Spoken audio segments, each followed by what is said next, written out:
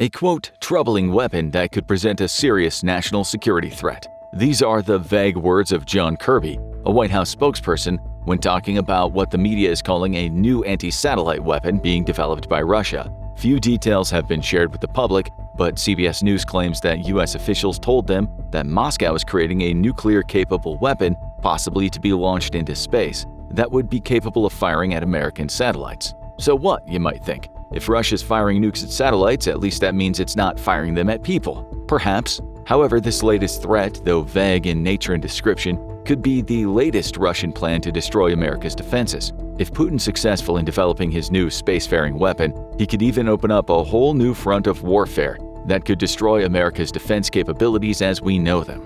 All of this leads us to a question.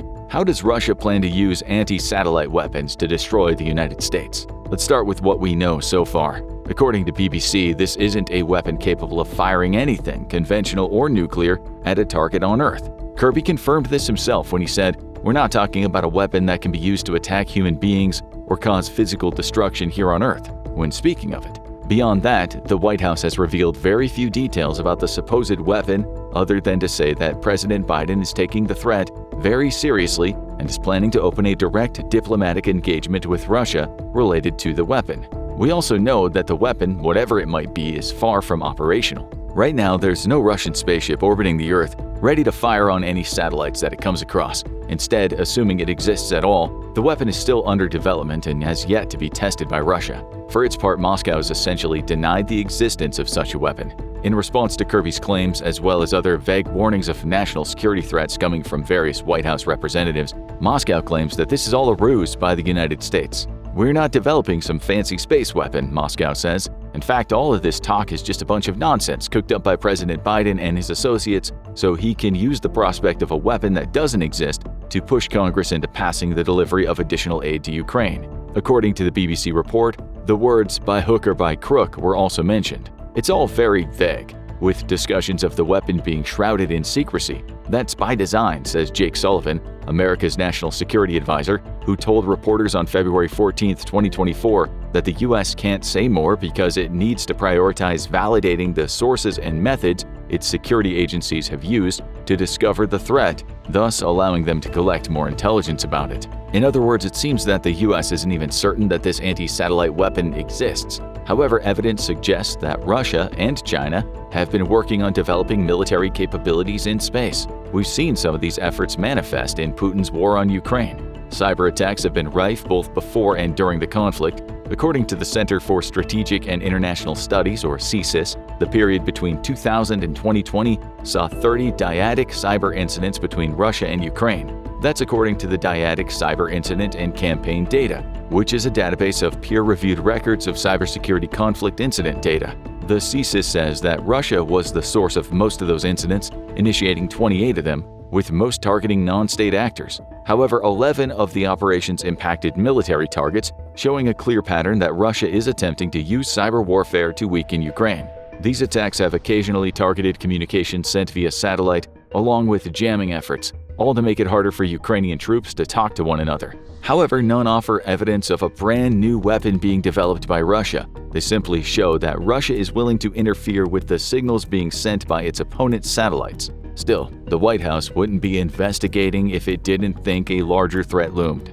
And that leads us to a question: why would a Russian weapon that targets American satellites matter? The United States has more military satellites in orbit than any other country. The 218 that it's launched so far makes up a massive network that covers the entire globe, offering crucial communications abilities and being used in everything from military GPS systems for navigation to spying on overseas threats. Russia and China both recognize the importance of satellites, with those countries having 102 and 125 in orbit, respectively. In fact, as recently as October 2023, America's Space Development Agency awarded a $732 million contract to Northrop Grumman for 38 more communication satellites, which will likely form the backbone of a new military architecture named Transport Layer 2 Alpha. Those satellites are vital to the U.S. military. The key lies in communication. Through satellites, American troops can communicate with one another, as well as their commanders from anywhere in the world. They can speak in real time by transmitting messages across vast distances,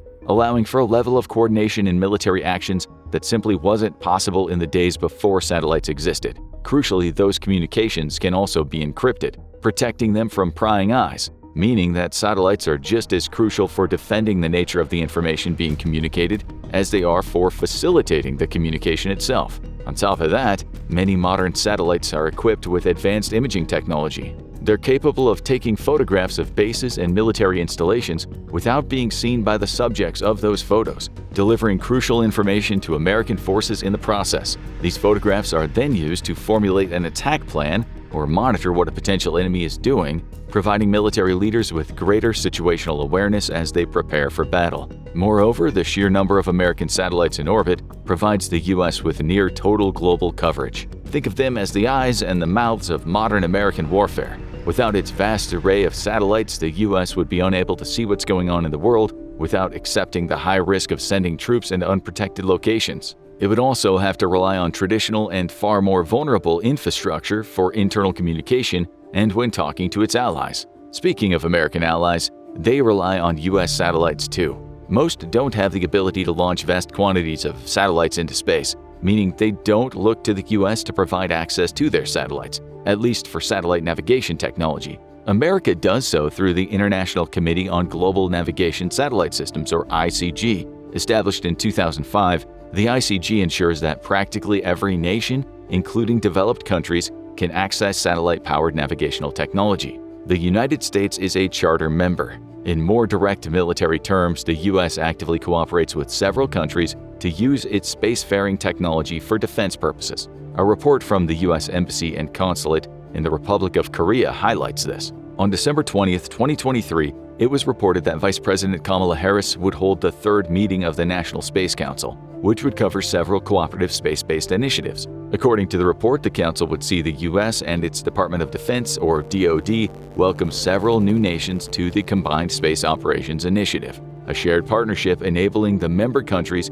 to conduct combined space military operations with one another. The program involves Australia, the UK, Canada, France, New Zealand, and Germany. It now intends to expand to incorporate Japan, Italy, and Norway. And there's more. The meeting also saw Harris discuss the Deep Space Advanced Radar Capability, or DARC program, which the U.S. will run alongside Australia and the UK as part of the three countries' AUKUS defense agreement. Plus, America announced plans to cooperate with Norway and Japan on space programs related to each country's military. The point here is pretty simple. It's not just the U.S. that relies on satellite technology to help with military operations. Many of its closest allies rely on that same technology to the point where they're actively cooperating with the U.S. to bolster its and their own space defense. All of which brings us back to Russia's new weapon. Imagine if that weapon truly is capable of launching nukes in space that could target American satellites. As CBS reported, if that were to happen, Russia could massively disrupt the intricate web of satellites the U.S. already has in orbit, leading to widespread confusion in military operations. America and its allies might lose the ability to communicate with one another, forcing them to rely on traditional methods that are easier to intercept and could provide Russia with vital information. They'd also lose the ability to monitor Russia or other enemies using satellites, reducing the U.S. military's global awareness. All of this would be achieved without any loss of life, giving Russia a distinct advantage over the U.S. without ever launching an attack on its people. The concept is chilling. If executed well, it could set America's military back decades, while Russia and China can continue reaping the benefits from dozens of satellites they still have in orbit. Even more interestingly, Jack Kirby says that the new weapon could violate the 1967 Outer Space Treaty.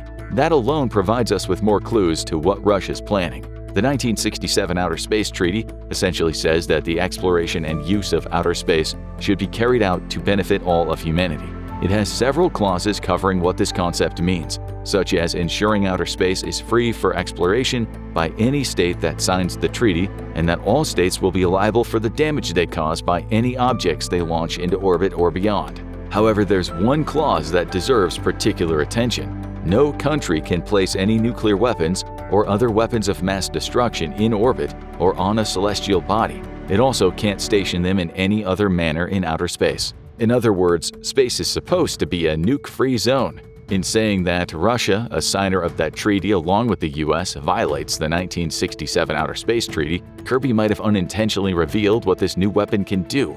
Though he refused to say nuclear weapons himself, it's not hard to deduce what he believes Russia has up its sleeve based on the language he used. And besides, it's not like the United States doesn't know how much damage nuclear weapons in space could cause. Since 1957 and the launch of the Soviet Union's Sputnik 1 satellite, the United States has spent its share of time and money trying to develop anti-satellite weapons. It experimented with several missile systems, including an air-launched missile and altered versions of its ground-based anti-ballistic missile technologies. None of it worked. Though the missiles easily had the power to take out a satellite, they simply didn't have the speed. Once a satellite's in orbit, it can travel at 17,000 miles per hour, aided by the Earth's gravitational pull. Hitting any object moving at such a high velocity would be extremely difficult at the best of times, but not the least with the technology of the 1950s and 60s, when the US was experimenting with the idea. But it wasn't impossible. The US kept developing ideas, culminating in Starfish Prime in July 1962. The culmination of a series of nuclear tests conducted by the United States, Starfish Prime flew into the skies over the Pacific Ocean and detonated. The result was the triggering of an electromagnetic pulse far larger than anybody had anticipated, which formed several radiation belts around the Earth. Any satellites that happened upon those belts while in orbit malfunctioned. America had managed to come up with an anti-satellite weapon, but its area of impact was so large that it could never be used again. It would take out every satellite in its path, including US satellites, and that potential is what ultimately led to the creation of the 1967 Outer Space Treaty. No weapons like Starfish Prime would be fired into space again. But that wasn't going to stop the United States or the Soviet Union from trying to come up with other ways to shoot each other's satellites out of the skies. After signing the 1967 Outer Space Treaty, the Soviet Union started to look into other ways to take out satellites. According to military.com, they came up with something in the late 1970s called a co-orbital weapon, capable of entering orbit and syncing up with a target satellite. Once synced, the weapon could detonate, sending shrapnel hurtling into the satellite to render it useless without ever detonating a nuclear warhead. That idea inspired Major General Wilbert Peterson Jr. to develop an anti-satellite weapon for the United States. By the early 1980s, after the Soviet Union had developed its satellite shrapnel weapon, Pearson had come up with his own concept, the ASM-135 missile. Unlike the other missiles that the US had tested against satellites in the past, which were either launched from the ground or from an aircraft, the ASM-135 used a two-stage process. First, the missile would be launched from an appropriate aircraft. Pearson chose the F-15 for the job, at a steep angle and around 11,500 meters in altitude. Once in the air, that missile would release a miniature homing vehicle capable of tracking, catching up to, and destroying a targeted satellite at speeds reaching thousands of miles per hour. The missile was tested 5 times before Pearson was given a chance to choose his outer space target. Of course, he couldn't just attack a Soviet satellite with his new weapon. That would soon heat up the Cold War that the US was still in the midst of with the Soviets. Instead, he chose the Solwind P-78-1 satellite, an American-owned satellite launched from the Vandenberg Air Force Base in the late 1970s. That satellite was a simple solar observation platform orbiting the Earth at 325 miles, and it became little more than target practice for Pearson's new concept. September 13, 1985 was the date chosen for the test. Strapping himself into the F-15, Pearson took off after a brief stop near Vandenberg AFB, the very base from which his satellite target had launched. To refuel, Pearson climbed to an altitude of 30,000 feet. Then he waited. His target was moving at 17,500 miles per hour, around 300 miles above his head. When the satellite was in position, Pearson activated his afterburners and accelerated his plane to Mach 1.3 before pulling into a 60-degree climb. Once at the peak of the climb, Pearson hit his pickle button and sent the ASM-135 missile flying. He quickly lost sight of the ASM-135. It was moving at 17,000 feet per second and disappeared into the distance in no time at all. Curious about the result of the launch, Pearson turned on his microphone to talk to a team stationed at Vandenberg AFB that was tracking the missile and its satellite target. All he heard was chaos. The volume of the radio chatter was so loud Pearson could barely get a word in, but through the noise he managed to identify enough phrases to confirm that the missile had hit its target. Pearson had become the first person to shoot a satellite out of space. In his words, he managed to hit a bullet with another bullet, a feat that hasn't been matched since. The point is, anti-satellite weapons are not a new concept. However, if Russia is about to bring nuclear weapons back into the equation, as is rumored with this new weapon, it'll take the concept to a whole new level. It may develop the capability to destroy America's defense from space in a way that the US had experimented with back in the 1960s with Starfish Prime. But here is the most interesting thing. This vague notion of a nuclear space superweapon isn't the only satellite targeting strategy Russia has devised. We don't know for certain whether the weapon that Kirby alludes to is really in development, but we know that Russia has conducted a successful test of a direct ascent-to-kill anti-satellite or ASAT weapon in the recent past.